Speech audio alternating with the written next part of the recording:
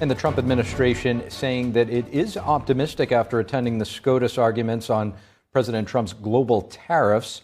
And President Trump himself speaking to business leaders in Miami today, reacting to last night's election results. We now go live to NTD's Washington correspondent, Mari Otsu, who is live at the White House.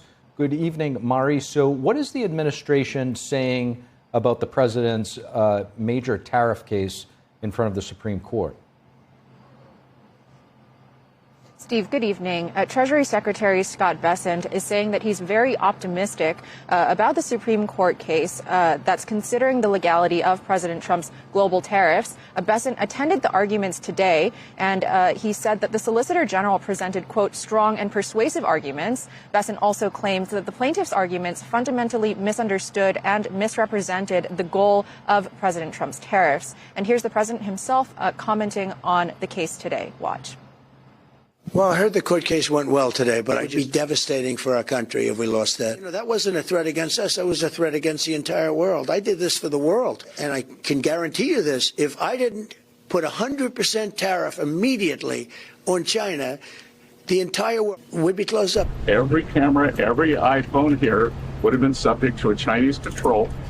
Because he had the ability to threaten 100% tariff, he was able to successfully execute on foreign policy.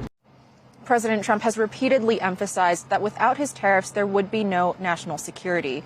And meanwhile, President Trump today is reminiscing on his election victory exactly a year ago today, while lamenting the Republican election losses of last night. Take a look.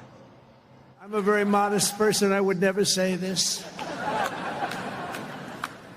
The single most consequential election victory in American history. President Trump celebrates the anniversary of his 2024 election win and proclaims the golden age of America. November 5th, 2024, the American people reclaimed our government. We restored our sovereignty. We lost a little bit of sovereignty last night in New York, but we'll take care of it. Don't worry about it. While reacting to Republican losses on election night with a focus on New York City's new mayor-elect. After last night's results, the decision facing all Americans could not be more clear. We have a choice between communism and common sense. The president says that communism, Marxism, and globalism have never worked. And as long as I'm in the White House, the United States is not going communist in any way, shape, or form. We'll stop it. We're going to stop it. Stop this nonsense. And blames the government shutdown and his name not being on the ticket for the election losses last night. Meanwhile, President Trump urges Senate Republicans to get rid of the filibuster, saying it's the only way to end the government shutdown. I think it's very important. We have to get the country open, and the way we're going to do it this afternoon is to terminate the filibuster. And it's time. It's time. And we'll end up with 2-3 years, and we'll have this country so perfect.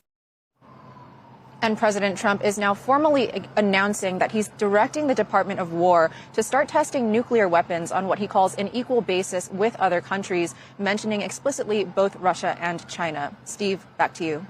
NTD's Mari Otsu live at the White House. Thank you, Mari.